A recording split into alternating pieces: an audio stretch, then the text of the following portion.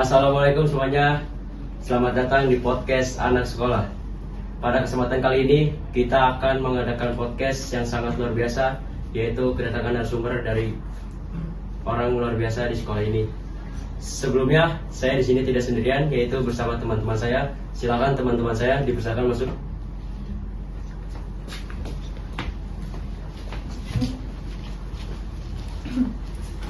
Oke, gimana nih kabar kalian? Alhamdulillah. Perkenalkan, nama saya Ayah Sukman Pratama. Di sebelah saya Bintang Naura Marsya. Di sebelah saya lagi Siva Marsila. Sebelahnya lagi Pamela Pin. Dan yang paling ujung teman saya yang paling ganteng Askar Ramadan. Dipersilakan untuk teman saya kembali ke posisinya masing-masing dan kita akan memulai podcastnya. Semangat.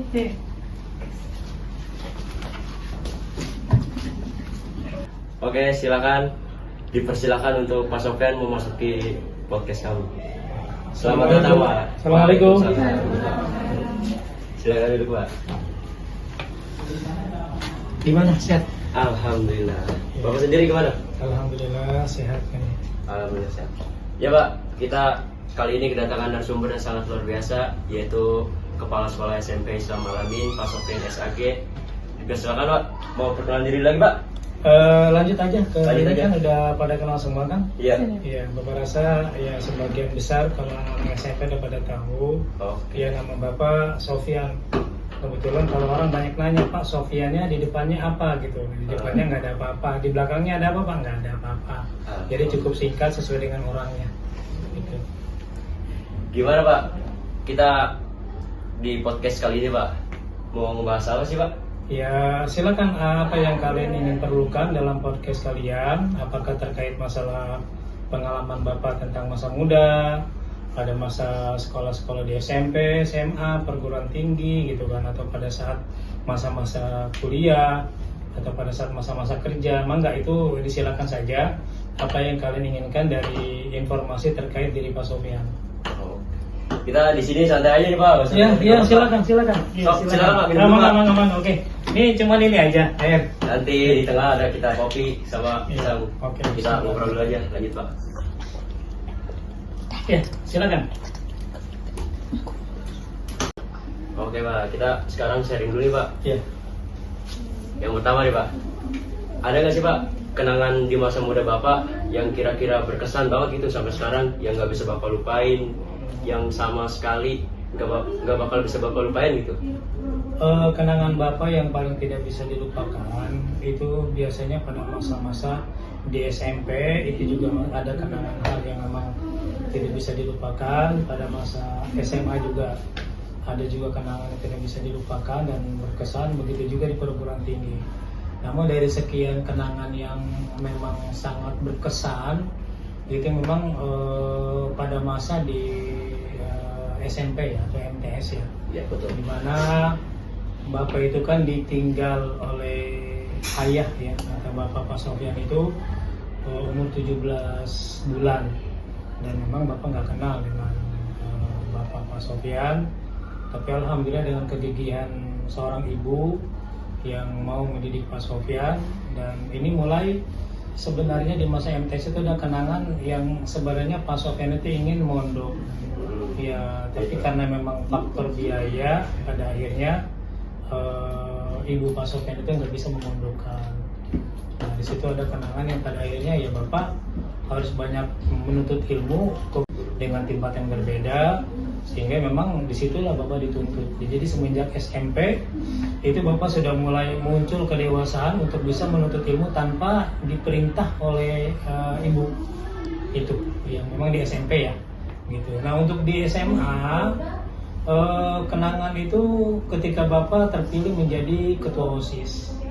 Ketua OSIS Nah, itu ya di SMA gitu kan, itu Bapak terpilih sebagai ketua OSIS, dan memang kebetulan Bapak itu termasuk ketua OSIS merangkap ketua kelas, sekarang itu namanya KM ya. Iya. Nah, jadi dulu ketua kelas merangkap ketua OSIS, yang memang kadang teman-teman itu banyak bergantung pada diri Pak Sofyan. Kadang kenapa? Karena memang kita munculkan kedewasaan kita dengan teman-teman, sehingga memang teman-teman itu bergantung ketika tidak ada pelajaran atau istilah anak sekarang itu jam kos, itu Bapak selalu mengisi jam kos tersebut itu dengan berdiskusi dengan pelajaran yang pada saat itu tidak ada. Jadi itu ya memang berkesan dengan memang penilaian dari teman-teman itu, bahkan dalam buku kenangan itu mereka itu menulis ya salah satunya mereka mengucapkan terima kasih atas bimbingan Bapak, padahal Bapak saat itu kan seusia dengan mereka gitu, ya. Kalau boleh tahu nih Pak, berarti Bapak tuh di setelah jam kos ini Bapak tuh masuk ke kelasnya atau gimana tuh Pak buat ngisi kekosongan ini Pak? Ya Bapak, kalau seandainya pada saat guru tidak ada, itu Bapak selalu tampil itu misalnya pelajaran matematika. Nah Bapak hanya sebagai apa bahasanya mungkin moderator, bahasanya bagaimana nih anak-anak waktunya tidak sia-sia, terbuang sia-sia, atau memang mereka beraktivitas hal-hal yang tidak diinginkan, maka saat itu ya kita buka pelajaran matematika. Kalau pada saat itu pelajaran matematika, ya kita buka matematika. Nah dengan bagaimana caranya? Yang pertama kita buka buku paket, kalau istilah sekarang ya, itu ada buku soal-soal latihan.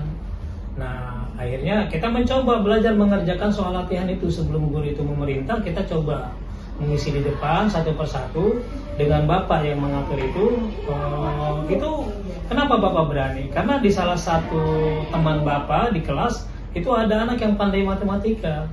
Maka ketika misalnya anak kita mengerjakan matematika di depan di depan kelas, saat itu mungkin bukan lagi dengan whiteboard ya, tapi mungkin dengan kapur, itu mereka mengerjakan sendiri-sendiri. Kalau ketika misalnya dalam pengerjaan itu ada yang salah, nah teman yang kebetulan pandai dalam bidang matematika itu menyampaikan. Nah, Bapak hanya sifatnya itu bagaimana waktu kosong ini ketika guru tidak ada itu terisi.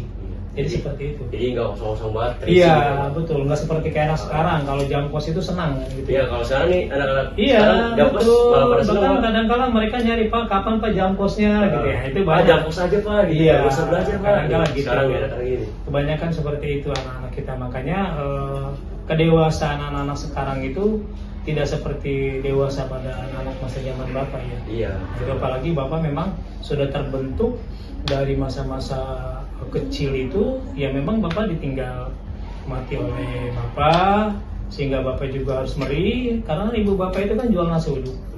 Nah jadi Bapak membantu itu, membantu memasak, membantu mempersiapkan bumbu-bumbu atau misalnya sayur-sayur. Maka alhamdulillah sejelek-jeleknya Bapak itu alhamdulillah bisa masak.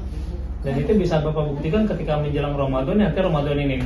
Jadi pasti Bapak sibuk di dapur mempersiapkan untuk buka puasa buat anak, buat istri, persiapan nanti bisa dianggarkan nanti sekaligus buat sahur biasa kalau Bapak masak. Jadi itu yang Bapak dapatkan dari almarhumah Ibu Pak Sofyan.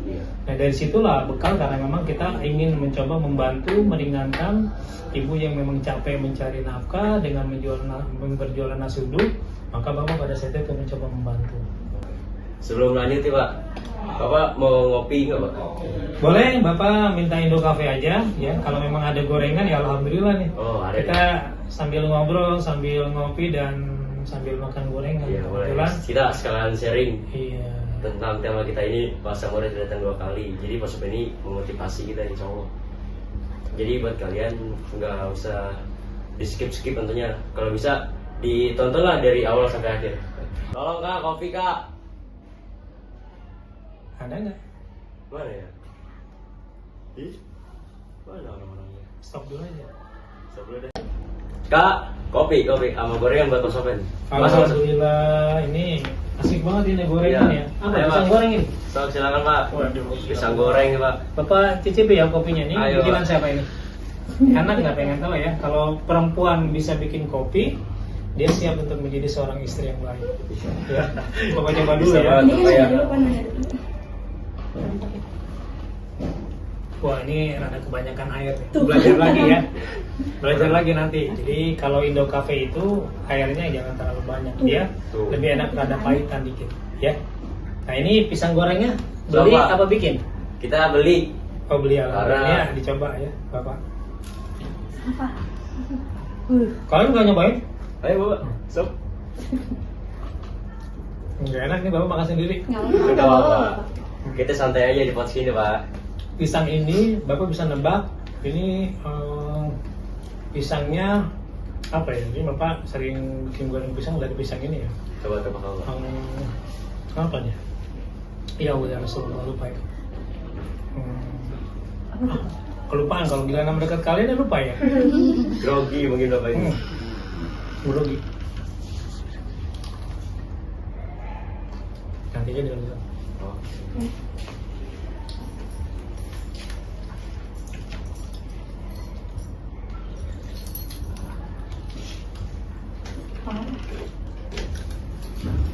Lanjut Pak, silakan.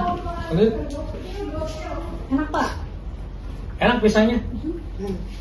Ada Pak. Ya. Lanjut Pak, ya Pak. Mau ada yang Bapak ceritain nggak buat anak-anak sekarang gitu? Misalnya kan kayak perubahan zaman nih, udah beda nggak kayak sekarang? Ya artinya gini, beda generasi pasti beda tantangan, ya. Dan memang anak-anak sekarang sudah terlalu banyak dimanjakan dengan kemajuan teknologi, Ya, sehingga dalam pola pikir kedewasaan itu mungkin agak sedikit lama untuk berkembangnya. Beda ketika tadi Bapak ceritakan, Bapak dalam usia SMP itu kelas 1 ya, itu tanpa diperintah sama orang tua, sama ibu, Bapak itu ngaji ke guru. Ada lebih berapa guru, salah satu yang difoto itu adalah begitu guru Pak Sofian yang sudah almarhum. Bapak menuntut ilmu sama almarhum Alim Syafi'i Azami itu semenjak kelas 1 SMP. Karena Bapak merasa saat itu tidak bisa mondok, maka Bapak belajar untuk ke beberapa guru dan para kiai. Salah satu diantaranya ya foto yang memang Bapak pajang di ruangan Pak Sofian. Dan memang amat sangat berkesan karena memang beliau itu almarhum, mudah-mudahan Allah ampuni, Allah berikan rahmat. Amin. Almarhum guru Pak Sofian. Nah ini beliau itu mengajar kitab kuning. Nah salah satu kitab kuningnya tapi udah Bapak bawa pulang ya. Salah satunya Ihya Ulumuddin. Nah Bapak mengaji sama beliau sampai memang itu tidak hatam karena memang kitab Ihya Ulumuddin itu ada 4 jilid, jadi nggak habis selesai. Bapak juga belajar sama beliau itu tafsir Munir itu kan, termasuk juga kitab tasawuf yang judulnya Al-Hikam, dan kitab fikih itu juga ngaji sama beliau. Walaupun mungkin Bapak belum bisa beli kitab saat itu karena kitab itu harganya mahal. Jadi kadang-kala Bapak dengan cara apa, pada saat misalnya materinya bab ini halaman sekian, Bapak pinjem tuh sama orang fotokopi.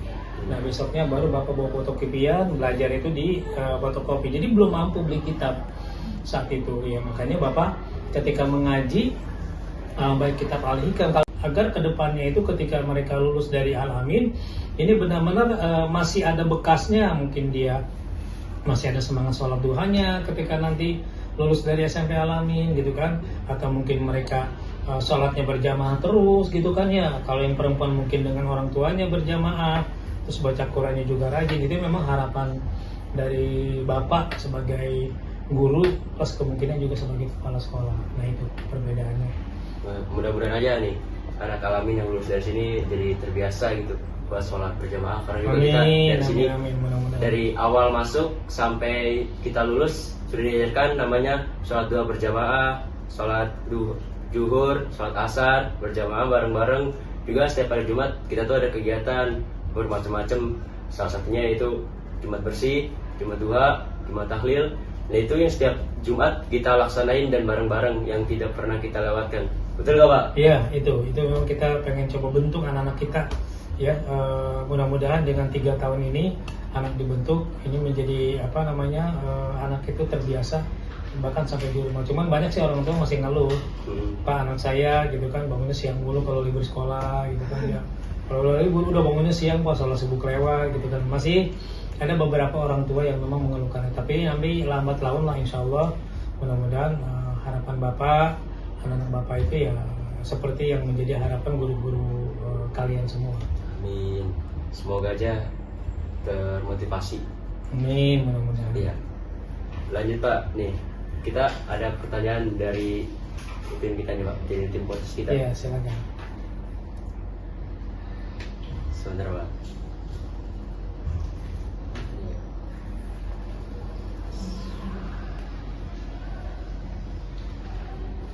Oke, ini Pak.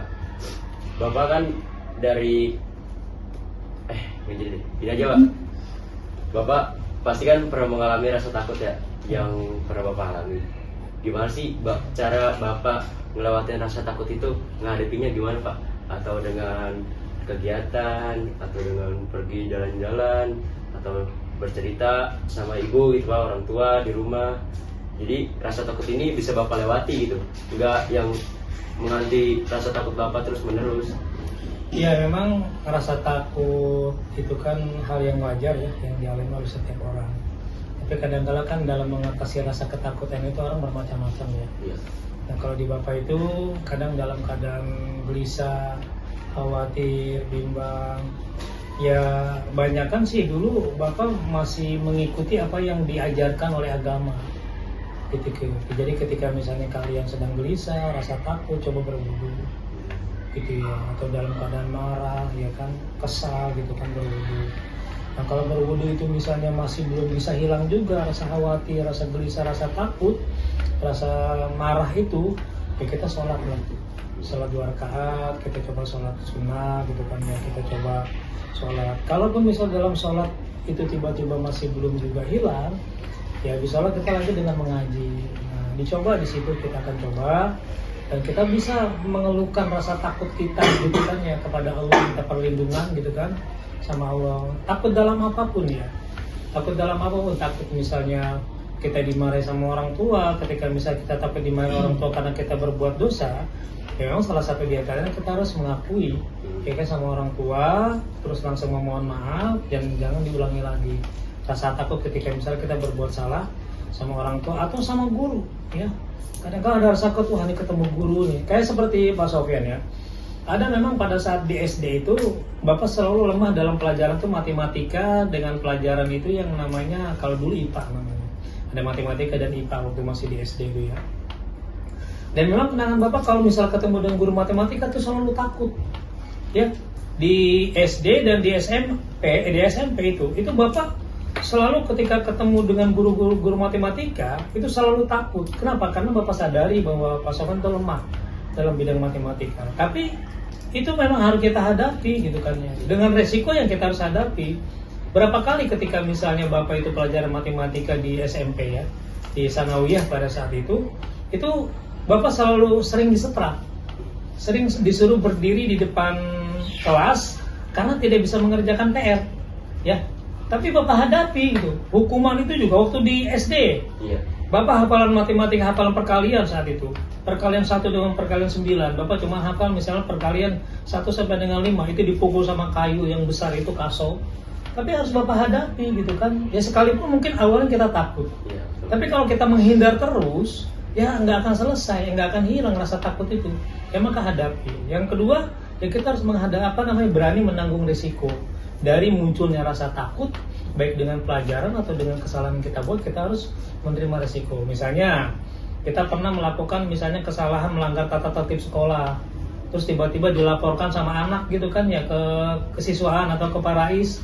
Nah ketika misalnya Parais tahu, ya kamu harus hadapi, jangan lantas bolos, gitu kan, jangan lantas misalnya nggak masuk, ya kan, menjauhi dari rasa takut itu nggak akan menyelesaikan rasa takut. Maka hadapi ketakutan itu. Ya kalau memang kita berjalan di tempat yang gelap, kan kita nggak mungkin balik mundur. Kalau balik mundur kan kita nggak akan bisa pulang. Dulu cerita sedikit nih, Bapak ketika masih kecil ya mengaji. Iya, boleh. Ini jadi panjang nih ya. Dulu itu Bapak ngaji itu dengan beberapa guru. Salah satunya Bapak ada ngaji itu yang tiap malam itu pulang sampai malam. Itu dengan ada guru yang guru nahu, guru bahasa Arab. Bapak ngaji itu habis sholat isya jam 9 itu sampai malam. Pada saat pulang malam itu kan di Jakarta masih banyak pohon-pohon besar ya, kayak pohon buni itu yang buahnya hitam gitu, yang kecil-kecil tuh kayak serenceng kayak begitu ya. Itu kan pernah diceritakan sama orang-orang gitu, oh di sana ada penghuninya kuntilanak. Kita asal ngaji nih bareng-bareng sama temen itu ya, pas pulang ngaji lewatin pohon itu kita udah deg-degan itu. Kadang dalam hati nih kita kompak sama teman-teman, hitungan ketiga kita lari yuk, 1, wah lari ngibrit begitu kan, sekenceng-kencengnya tuh menghindari pohon itu. Kenapa? Ya rasa takut itu memang harus dihadapi, gitu loh. Nah dihadapi dengan apa ya? Dengan kita berdoa, gitu. Kadang-kadang kita baca ayat kursi masih takut. Oke, Oke, ini Pak. Bapak kan dari gini aja Pak. Bapak pasti kan pernah mengalami rasa takut ya, yang pernah Bapak alami. Gimana sih cara Bapak ngelewatin rasa takut itu, menghadapinya gimana Pak? Atau dengan kegiatan, atau dengan pergi jalan-jalan, atau bercerita sama ibu gitu Pak, orang tua di rumah. Jadi rasa takut ini bisa Bapak lewati gitu, enggak yang mengganti rasa takut Bapak terus menerus. Iya, memang rasa takut itu kan hal yang wajar ya, yang dialami oleh setiap orang. Tapi kadang-kala kan dalam mengatasi rasa ketakutan itu orang bermacam-macam ya. Iya. Nah, kalau di Bapak itu kadang dalam keadaan gelisah, khawatir, bimbang. Ya, banyakan sih dulu Bapak masih mengikuti apa yang diajarkan oleh agama. Jadi ketika misalnya kalian sedang gelisah, rasa takut, coba berwudu. Gitu ya, atau dalam keadaan marah ya kan, kesal gitu kan, berwudu. Nah, kalau berwudu itu misalnya masih belum bisa hilang juga rasa khawatir, rasa gelisah, rasa takut, rasa marah itu, ya kita sholat ya, sholat 2 rakaat, kita coba sholat sunnah gitu kan ya, kita coba sholat. Kalaupun misal dalam sholat itu tiba-tiba masih belum juga hilang, ya di sholat kita lanjut dengan mengaji. Nah, dicoba di situ kita akan coba. Dan kita bisa mengeluhkan rasa takut kita gitu kan ya kepada Allah, minta perlindungan gitu kan sama Allah. Takut dalam apapun ya, takut dalam apapun, takut misalnya kita dimarahi sama orang tua, ketika misalnya kita takut dimarahi orang tua karena kita berbuat dosa, ya memang salah satu di antaranya kita harus mengakui ya kan sama orang tua, terus langsung memohon maaf dan jangan diulangi lagi. Rasa takut ketika misalnya kita berbuat salah sama orang tua atau sama guru ya. Kadang-kadang ada rasa takut, wah ini ketemu guru nih. Kayak seperti Pak Sofyan ya. Ada memang pada saat di SD itu, Bapak selalu lemah dalam pelajaran itu matematika dengan pelajaran itu yang namanya, kalau dulu IPA namanya. Ada matematika dan IPA waktu masih di SD itu ya. Dan memang kenangan Bapak kalau misal ketemu dengan guru matematika itu selalu takut. Ya, di SD dan di SMP itu Bapak selalu ketika ketemu dengan guru matematika itu selalu takut. Kenapa? Karena Bapak sadari bahwa Pak Sofyan itu lemah dalam bidang matematika. Tapi itu memang harus kita hadapi gitu kan ya. Dengan resiko yang kita harus hadapi. Berapa kali ketika misalnya Bapak itu pelajaran matematika di SMP ya, di Sanawiyah pada saat itu Bapak selalu sering disetrap. Sering disuruh berdiri di depan kelas karena tidak bisa mengerjakan PR. Ya. Tapi Bapak hadapi gitu. Hukuman itu juga waktu di SD. Iya.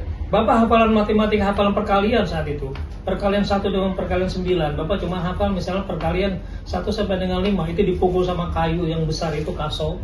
Tapi harus Bapak hadapi gitu kan. Ya sekalipun mungkin awalnya kita takut. Iya. Tapi kalau kita menghindar terus, ya nggak akan selesai, nggak akan hilang rasa takut itu. Ya maka hadapi. Yang kedua, ya kita harus berani menanggung risiko.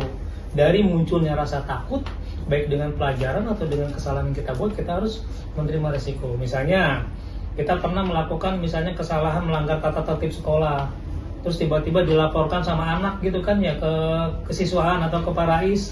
Nah ketika misalnya Parais tahu, ya kamu harus hadapi, jangan lantas bolos, gitu kan, jangan lantas misalnya nggak masuk. Ya kan, menjauhi dari rasa takut itu nggak akan menyelesaikan rasa takut. Maka hadapi ketakutan itu. Ya kalau memang kita berjalan di tempat yang gelap, kan kita nggak mungkin balik mundur. Kalau balik mundur kan kita nggak akan bisa pulang. Dulu cerita sedikit nih, Bapak ketika masih kecil ya mengaji. Iya boleh Pak. Ini jadi panjang nih ya. Sok, Dulu itu Bapak ngaji itu dengan beberapa guru. Salah satunya Bapak ada ngaji itu yang tiap malam itu pulang sampai malam. Itu dengan ada guru yang guru nahu, guru bahasa Arab. Ya. Bapak ngaji itu habis sholat isya jam 9 itu sampai malam. Pada saat pulang malam, itu kan di Jakarta masih banyak pohon-pohon besar, ya kayak pohon buni itu yang buahnya hitam gitu, yang kecil-kecil tuh kayak serenceng kayak begitu ya. Itu kan pernah diceritakan sama orang-orang gitu, di sana ada penghuninya kuntilanak. Kita asal ngaji nih bareng-bareng sama temen, itu ya pas pulang ngaji lewatin pohon itu kita udah deg-degan itu. Kadang dalam hati nih kita kompak sama teman-teman, hitungan ketiga kita lari yuk, 1, wah lari ngibrit begitu kan, sekenceng-kencengnya tuh menghindari pohon itu. Kenapa? Ya rasa takutnya memang harus dihadapi, gitu loh. Nah dihadapi dengan apa ya? Dengan kita berdoa, gitu. Kadang-kadang kita baca ayat kursi masih takut, gitu kan.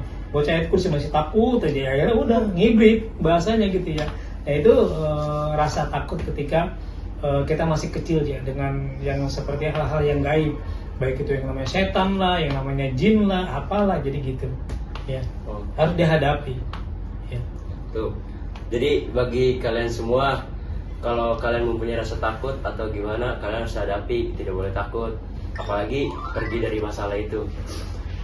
Misalnya kalian punya masalah, membuat masalah di luar, dilaporkan kepada sekolah, kalian harus menghadapi, tidak boleh kabur, tidak boleh takut atau gimana lagi. Iya.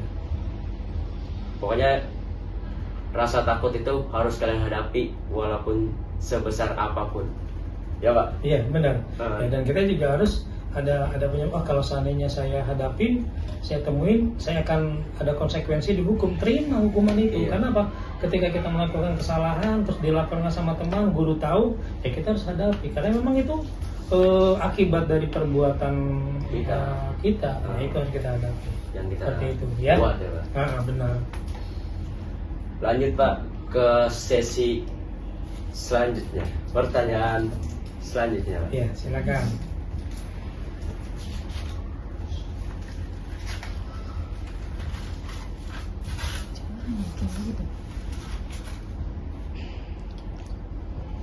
Ada nggak sih Pak nasihat yang paling berharga di hidup Bapak di masa muda Bapak gitu, yang sampai sekarang masih termotivasi buat jadi yang lebih baik, walaupun sekarang ya udah baik, tapi kedepannya harus jadi lebih baik lagi gitu, di masa muda gitu.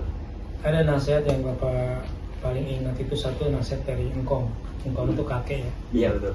Jadi ada yang kedua nasihat dari ibu pada saat menjelang Bapak mau kuliah ya.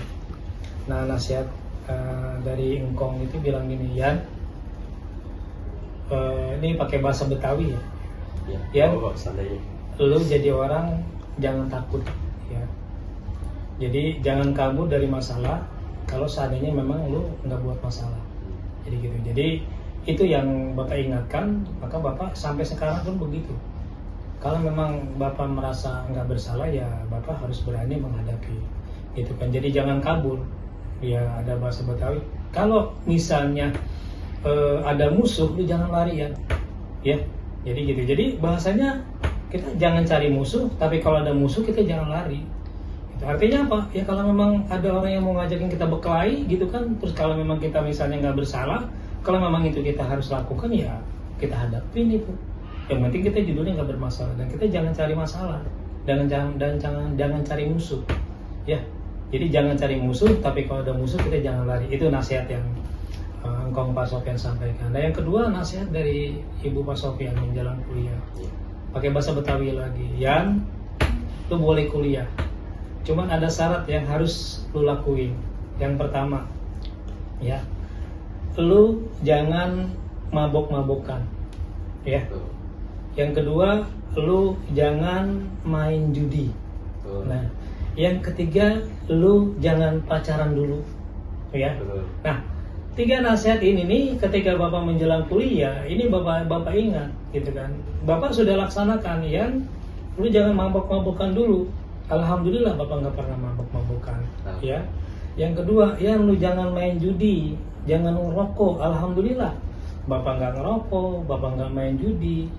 Tapi yang ketiga nih yang rada berat, karena menjelang kita remaja pasti ada rasa suka dengan orang lain. Iya, betul. Nah di sini Bapak sedikit mungkin dibilang tidak menjalankan amanah ya, tapi Bapak pikir ya mau gimana, memang lu nggak punya rasa suka. Nah itu pas menjelang kuliah itulah yang pada akhirnya Bapak, ya Allah ini gimana ya gitu.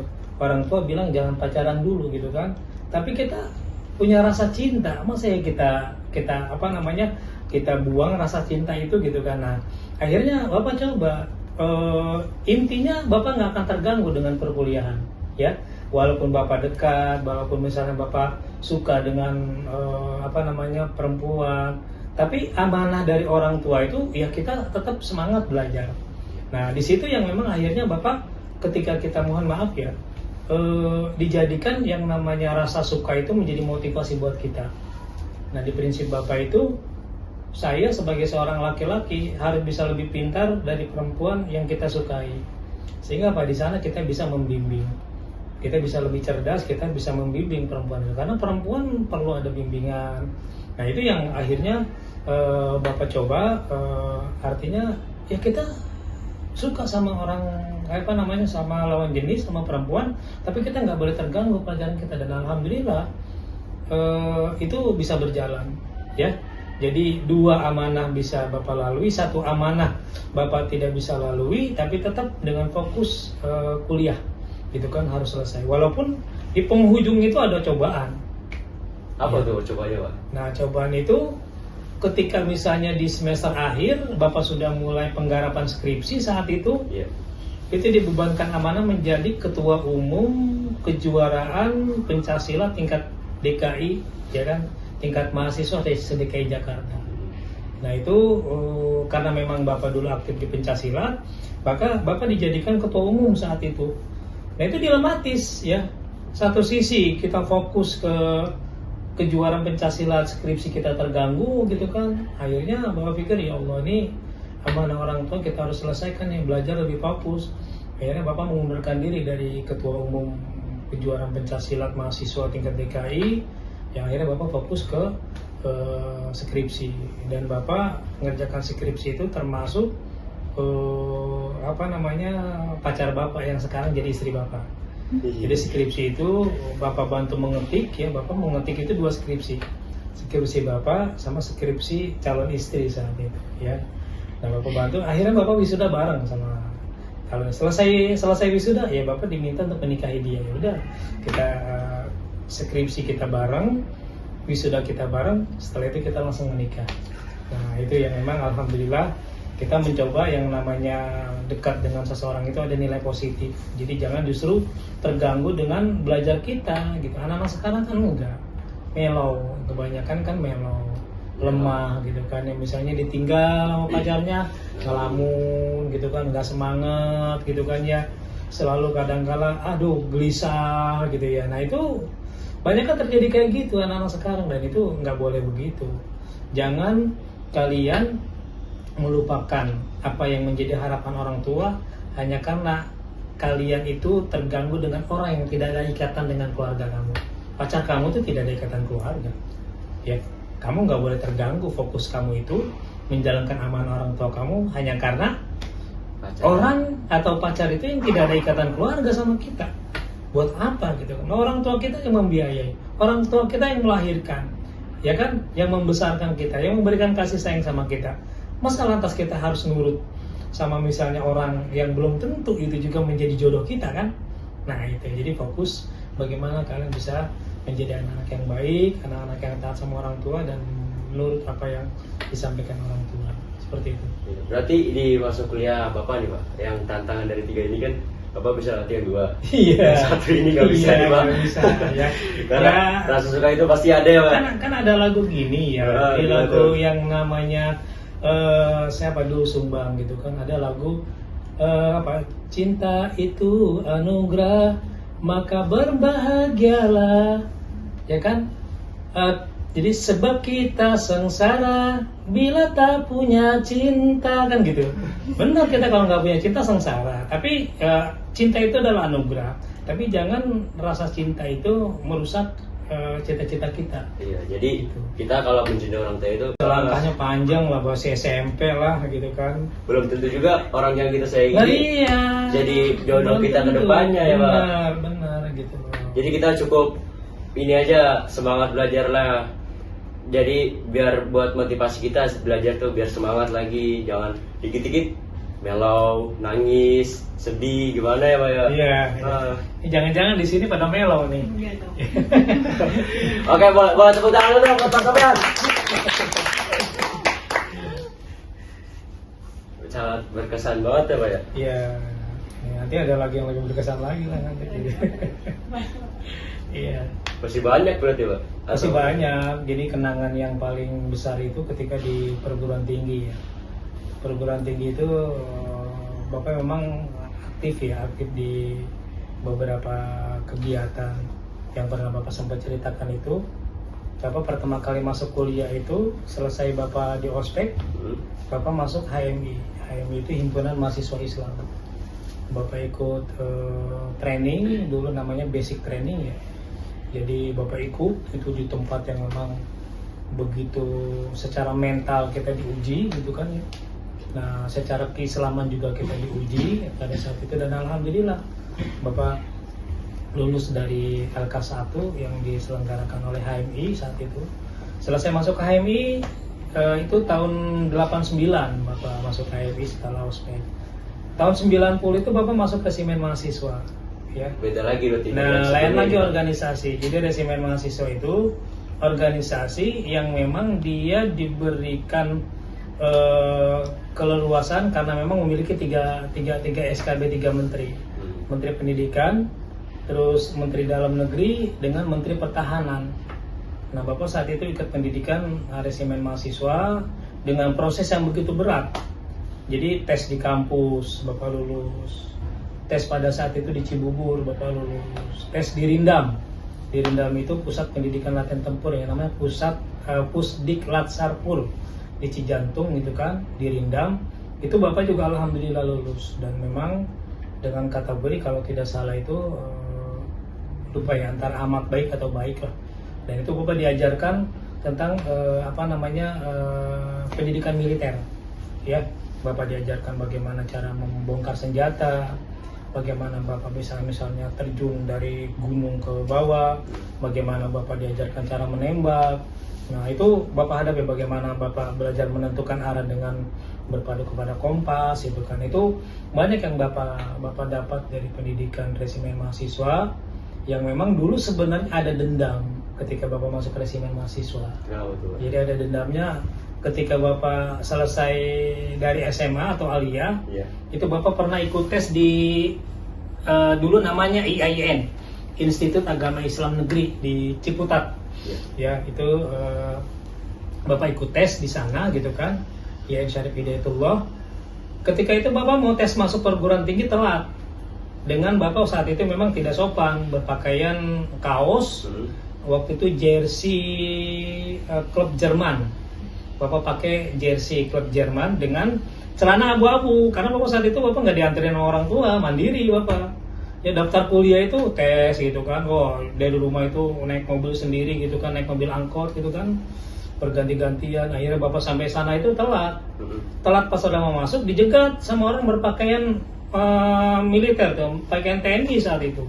Bapak nggak boleh masuk karena telat saat itu. Udah gitu Bapak nggak sopan.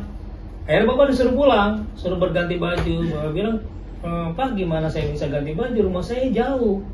Nah sementara saya udah telat mau ikut tes saat itu. Nggak bisa, kamu silakan cari gitu kan baju pinjam. Nah itu yang akhirnya Bapak dendam. Ya dendam, nih orang siapa ini kok pada sombong banget gitu ya. Nah akhirnya Bapak minjem tuh sama pedagang yang ada di depan kampus IAIN saat itu, salah satu rumah warga. Bapak minjem baju dan dikasih pinjam. Kasih pinjam tes yang memang bukan nasib Bapak di IAIN ya. Akhirnya Bapak ditolak juga mungkin gitu kan, nggak diterima. Cuma di situ muncul rasa dendam. Ini siapa sih yang pakai militer, sombongnya minta ampun gitu. Nah ketika Bapak masuk Universitas Islam Syafi'iyah, kebetulan ada resimen, Bapak pengen uji, ya kan? Pengen uji nih. Saya sanggup enggak nih? Ya kan? Ikut pendidikan militer ini kan. Dan alhamdulillah sanggup. Nah setelah Bapak jadi, nggak ada kok rasa sombong. Kenapa harus sombong sih? Itu kan cuma sekedar pakaian gitu, nggak ada kebanggaan. Bukan kebanggaan dalam pengertian kita langsung berbangga diri terus kita bertindak anarkis ya, sombongnya minta ampun karena memang kita pakaian TNI atau pakaian militer. Itu ternyata setelah Bapak coba, biasa-biasa aja kok, nggak ada yang nilainya lebih gitu loh. Itu Bapak masuk silat juga sama ya, bahkan Bapak dulu pernah jadi atlet mewakili kampus Bapak, dia kan jadi pesilat saat itu. Ya Bapak tanding khusus kelas B 4550. Bapak dulu pernah tanding itu tingkat mahasiswa se-DKI Jakarta. Nah itu Bapak coba, walaupun pada akhirnya Bapak memang bukan di bidang atlet ya, tapi pengalaman itu Bapak coba. Saya sanggup nggak nih di silat? Saya sanggup nggak nih di Menwa? Saya sanggup nggak di HMI? Dan itu Bapak lalui gitu loh. Dan alhamdulillah, bahkan Bapak menjadi ketua senat, ketua 2 bidang minat bakat di perguruan tinggi, senat perguruan tinggi. Bapak jadi ketua bidang minat bakat. di Senat Mahasiswa Perguruan Tinggi, dan itu alhamdulillah secara organisasi Bapak punya bekal, maka ketika Bapak mengajar di masyarakat berhadapan, dan itu amat sangat berarti yang namanya organisasi. Maka Bapak saran sama kalian yang AYUS gitu kan, aktif di OSIS gitu kan, yang lainnya aktif di Pramuka, nah itu bagus buat pembentukan kemandirian kalian, dan ada perkembangan cara berpikir, ya, cara bergaul. Kalian akan bisa membedakan anak yang cerdas hanya tok misalnya belajar tanpa ikut organisasi, dengan anak yang memang secara akademik dia tidak punya prestasi, tapi dia aktif di organisasi. Orang yang seperti ini itu akan bisa lebih sukses, ya. Orang yang aktif di organisasi, walaupun dia secara akademik dia rendah, tapi dia aktif, insya Allah dia menjadi orang yang memang anak yang pintar, tapi tidak berorganisasi. Dan itu Bapak rasakan semua, ya. Nah, makanya harapan Bapak nanti ketika kalian lulus dari SMP, masuk SMA, aktif di organisasi. Bahkan sekarang syarat untuk bisa masuk perguruan tinggi negeri dengan jalur prestasi, salah satunya itu adalah aktif di Pramuka, aktif di organisasi OSIS. Nih Bapak saran sama kalian ya, nanti ketika kalian di SMA, untuk menempuh kalian perguruan tinggi negeri, ini sudah ada peraturan baru dari Kementerian Ristek ya, Riset dan Teknologi Perguruan Tinggi, itu kalian bisa melalui jalur Pramuka, jalur organisasi OSIS. Kalian bisa masuk gitu. Nah, itu makanya silakan, ini menjadi pertimbangan, menjadi inspirasi buat kalian. Dan orang-orang yang organisasi, insya Allah secara kualitas itu jauh lebih baik ketimbang orang yang hanya mengandalkan akademik dan otak semata. Gitu, ya. Aduh, sampai nggak bisa berkata-kata nih Pak. Aduh, dengerinnya banyak banget Pak Sofyan saran dan motivasinya. Dari pertama terus sampai titik ini kan. Mudah-mudahan sih ya gimana ya Pak? Ya, mudah-mudahan kalau memang itu baik bisa kalian ikuti gitu kan. Ya kira-kira sanggup nggak ya saya kayak Pak Sofyan ikuti ini, terus kuliah juga nggak terganggu gitu kan ya. Tapi memang Bapak dulu itu waktu ikut resimen mahasiswa, nilai IPK Pak Sofyan anjlok. Karena harus meninggalkan kuliah itu hampir 1 bulan nggak kuliah.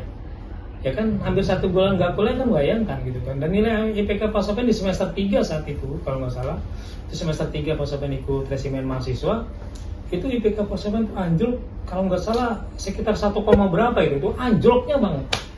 Ya, turun itu. Pokoknya karena kan kita ikut kegiatan resimen mahasiswa yang meninggalkan bangku kuliah, karena walaupun kita mendapatkan rekomendasi ya kan dari fakultas, tapi tetap itu akan mengganggu.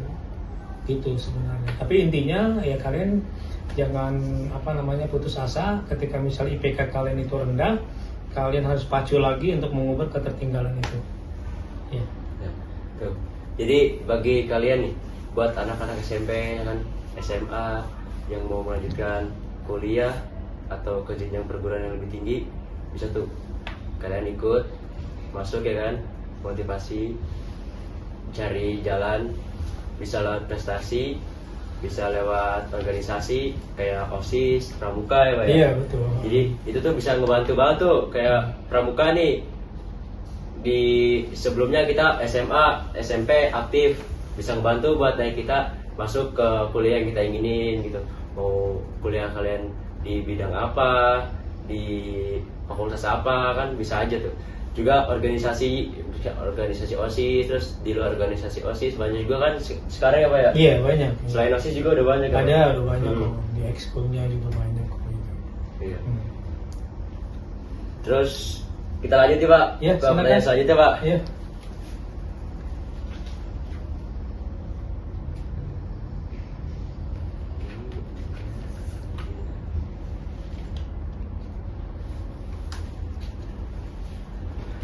Pak, gimana sih cara Bapak nih pas masih zamannya mahasiswa gitu, di SMP, mulai dari SD aja Pak ya? Mulai dari SD, SMP, SMA sampai masa kuliah nih Pak.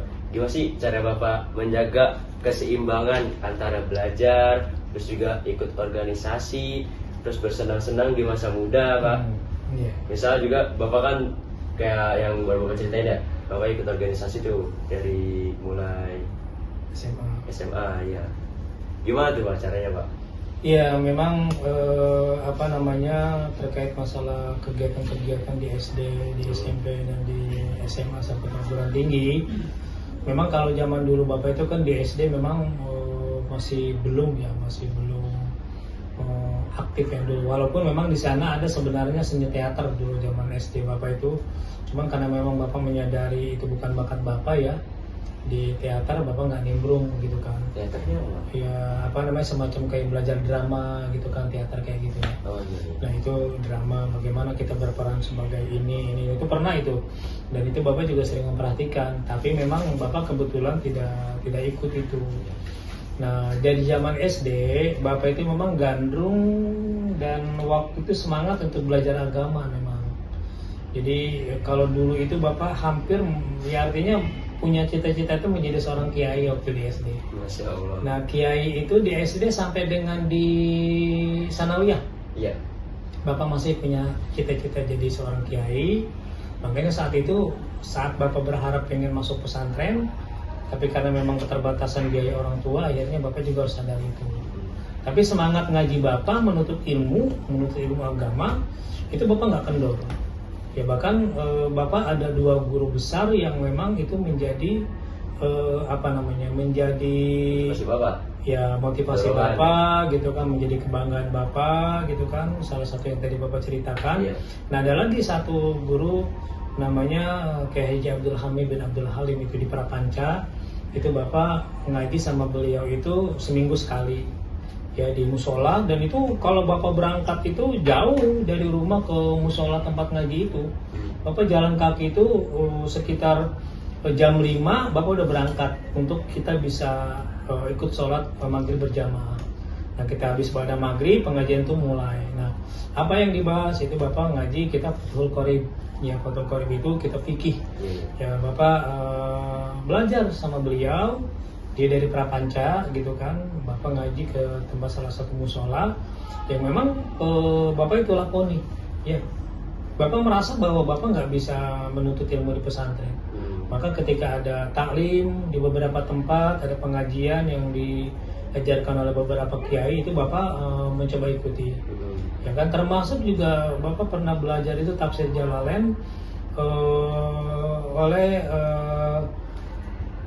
salah satu kiai yang orang itu di Tanah Abang ya. Nah itu, dan itu memang secara tampilan kiai itu memang sangat sangat berwibawa gitu kan. Namanya Kiai Haji Syukur Yakub di Tanah Abang. Beliau mengajarkan kitab tafsir Jalalain. Iya. Sempat Bapak juga mengajar atau misalnya menuntut ilmu sama beliau gitu kan. Nah itu memang beberapa pengajian. Nah yang tidak kalah penting Bapak ngaji itu ya ngaji bahasa Arab, ilmu nahwu sorof gitu kan. Ilmu nahwu itu ilmu yang diajarkan bagaimana kita bisa membaca kitab gundul. Ya, itu Bapak belajar, dan itu pengajian itu malam.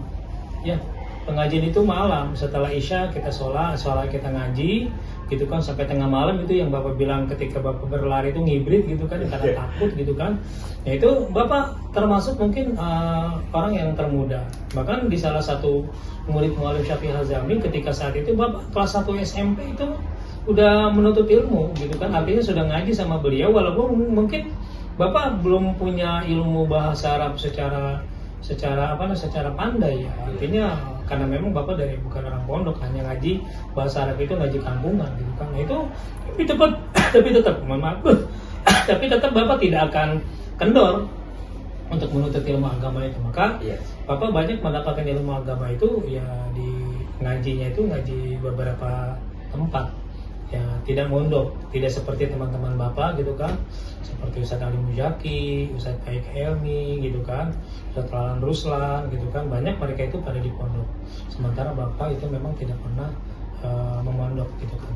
Tapi Bapak tidak kecil hati bahwa yang namanya menuntut ilmu itu bisa di mana saja.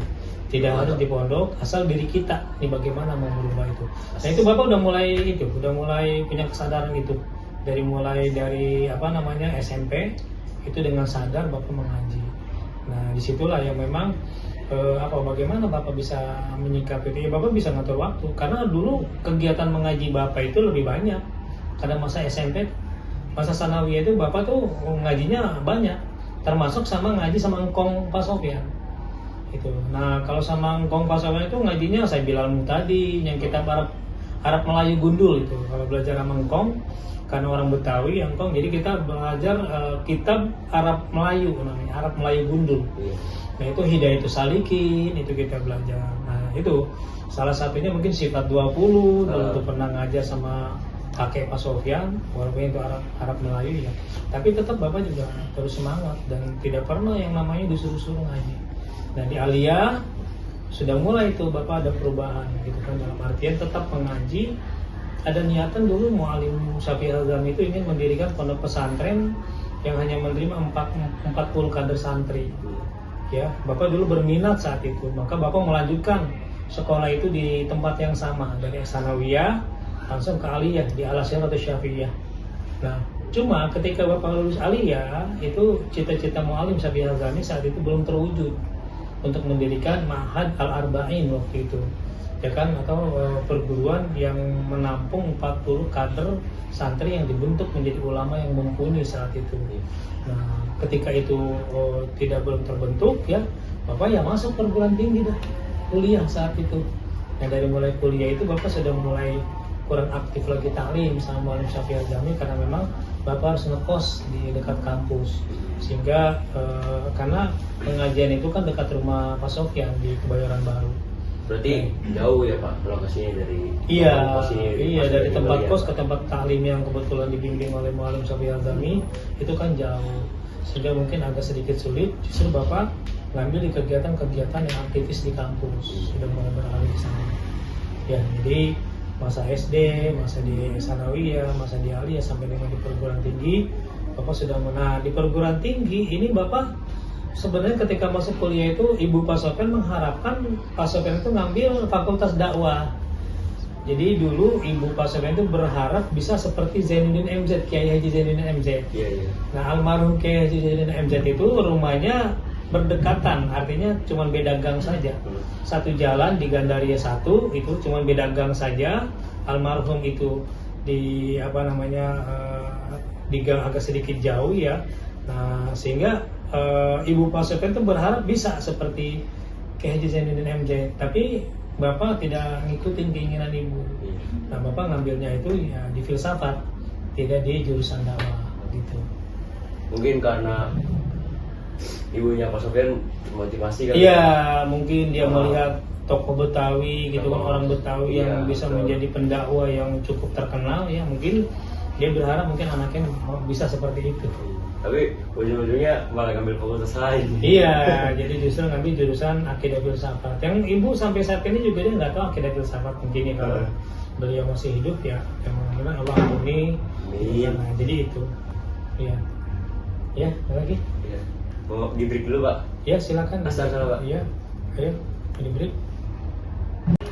Oke, balik lagi, kita lanjutkan peristirahatan kita tadi. Sudah cukup Bapak ya? Sudah. Alhamdulillah. Udah sholat. Udah sholat. Sekarang dikit ya. Sekarang dikit sekarang. Iya, alhamdulillah. Lanjut nih Pak, kita ada pertanyaan lagi buat Bapak nih. Ya, silakan. Nggak apa-apa nih Pak? Nggak apa-apa, ya asal jangan sampai maghrib aja nih, malam Jumat soalnya. Tapi ini bukan di masa muda Bapak lagi nih, kan udah masuk sekarang nih. Oke, silakan. Nggak apa-apa nih? Ya, nggak apa-apa, silakan. Oke, gini pertanyaan Pak. Gimana sih perjalanan Bapak menjadi kepala sekolah menjadi kepala sekolah dan bisa sampai di titik ini gitu Pak? Dan ada nggak sih tantangan atau enggak halangan gitu Pak di perjalanan sampai sekarang ini Pak?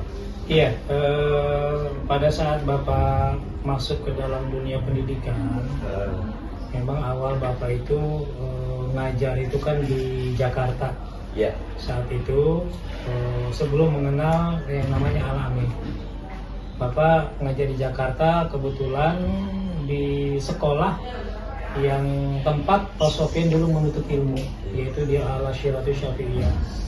Bapak sempat mengajar dari Cikarang ke Jakarta saat itu. Berarti PP itu? Iya, PP. Bapak berangkat habis sembahyang subuh. Nah, terus mampir ke rumah orang tua saat itu tahun 94-95. Itu Bapak mengajar di Al-Azhar atau Syafi'iyah. Bapak bolak-balik gitu kan dari Cikarang ke Jakarta, tapi karena memang saat itu Bapak hanya mengandalkan mengajar dan gaji Bapak itu tahun 94-95 itu 25.000 sebulan gaji Bapak. Jadi dulu itu mobil yang ke arah Blok M itu tidak ada langsung dari terminal Cikarang. Jadi Bapak harus mampir. Oke Pak, gimana sih Pak perjalanan Bapak sampai bisa menjadi kepala sekolah dan juga bisa sukses di titik ini? Ada nggak sih halangan dan tantangan di perjalanannya Pak? Iya, yang namanya halangan tantangan itu kan selalu ada ya dalam bidang apapun ya. Kadang kita sendiri yang belum bekerja cepat memang ada tantangan. Nah di Bapak rasakan itu memang Bapak alhamdulillah ketika memang baru lulus kuliah itu diminta mengajar, walaupun sifatnya itu kan tidak menuntut tentang materi awalnya, padahal Bapak saat itu sudah berumah tangga. Karena memang Bapak diminta sama tempat sekolah Bapak dulu menuntut ilmu, dan kebetulan itu tempat itu adalah tempat Bapak mengaji juga selain bersekolah. Nah Bapak mau mengajar di sana walaupun digaji saat itu sebesar 25.000, itu tahun 94-95. Tapi tahun segitu nih Pak, udah lumayan cukup atau masih kira-kira Pak? Kecil itu kecil. Jadi kalau dihitung sekarang dengan uang sekarang itu 250.000. Jadi sebulan itu kalau dihitung 25.000 untuk uang sekarang itu sebesar 250.000. Bayangkan untuk gaji sekarang 250.000 itu cukup buat apa sebulan itu? Paling cuma makan. Nah itu makanya saat itu Bapak sempat ketika berangkat itu mampir numpang makan di rumah orang tua, karena orang tua itu masih jualan nasi uduk. Mampir, setelah saya makan nasi uduk, Bapak berangkat ke tempat mengajar Bapak. Selesai mengajar, Bapak kembali lagi ke rumah orang tua, karena jarak antara rumah dengan tempat Bapak ngajar itu nggak jauh. Nah, sehingga Bapak selesai mengajar, Bapak balik ke rumah orang tua, numpang makan lagi sama orang tua saat itu. Dan alhamdulillah, ya orang tua, ibu saat itu memang karena memang begitu besar rasa cinta dan sayangnya sama anak, walaupun sudah berumah tangga, itu kadang dibungkusin nanti buat makan di Cikarang gitu kan, dikasih bekal lah bahasanya. Iya. Terus dikasih ongkos juga sama ibu tuh pulang gitu kan ke Cikarang. Nah itu Bapak ngajar seminggu sekitar 3 kali. Nah 3 kali itu juga Bapak numpang makan, terus diongkosin sama ibu saat itu. Nah inilah yang menjadi pengalaman. Nah selanjutnya ketika itu Bapak sempat terhenti jadi guru karena memang pikir kecil sekali, sempat kerja di PT. Di PT itu nggak lama, sekitar 2 tahun, karena memang terkena pada saat itu Krismon ya, tahun 97-98 itu terjadi PMHK-an. Selesai itu Bapak sempat menjadi orang yang berdagang jualan bekas ya, barang-barang bekas itu di Jakarta dekat rumah Bapak, tepatnya di Pasar Taman Puring. Bapak jualan di sana.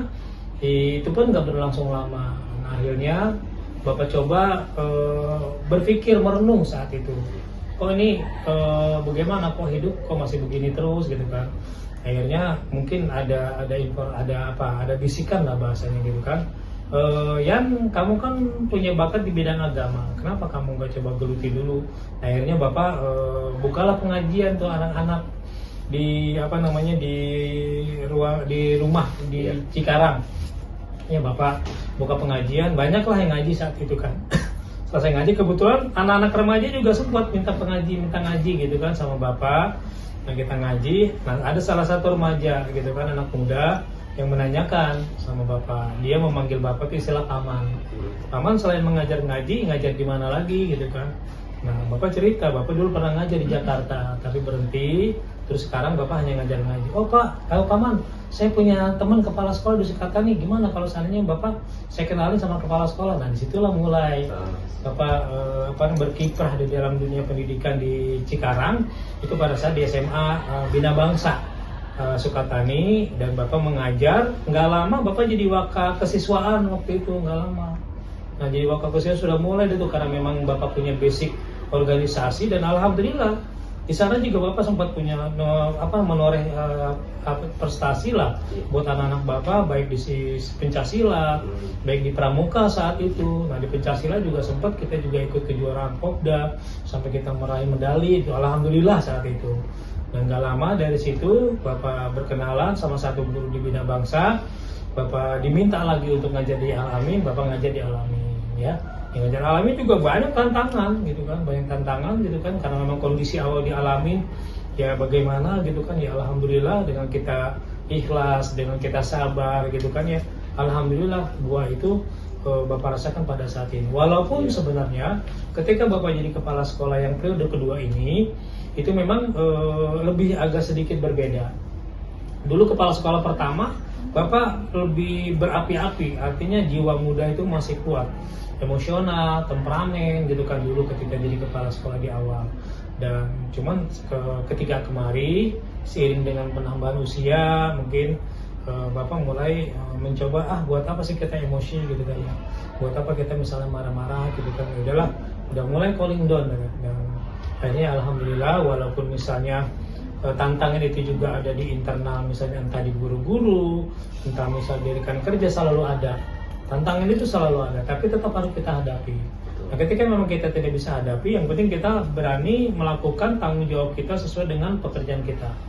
Yang penting begitu, Bapak selalu begitu. Walaupun misalnya mohon maaf, secara manajemen Bapak misalnya tidak bisa memimpin secara baik, tetapi yang penting secara tugas dan kewajiban Bapak, baik sebagai guru, baik sebagai kepala sekolah, itu Bapak jalani dengan semaksimal mungkin. Dan itu silakan kalian yang bisa nilai sendiri ya, sejauh mana ketika Bapak menjadi kepala sekolah, bagaimana kalian rasakan, bagaimana ketika Bapak jadi guru, kalian rasakan bagaimana ketika Bapak jadi kepala sekolah, bagaimana kalian rasakan, kalian yang bisa menilai sendiri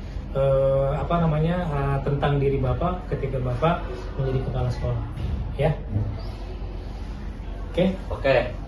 Jadi panjang banget nih perjalanan Pak Sofyan dari awal dia mengajar di Jakarta ya Pak ya, dengan gaji 25.000, terus sempat berhenti juga jadi pekerja PT 2 tahun gak lama, habis itu berhenti jadi pedagang ya Pak ya. Iya. Terus habis itu balik lagi sampai bisa jadi kepala sekolah sekarang. Semoga aja Pak Sofyan nih selalu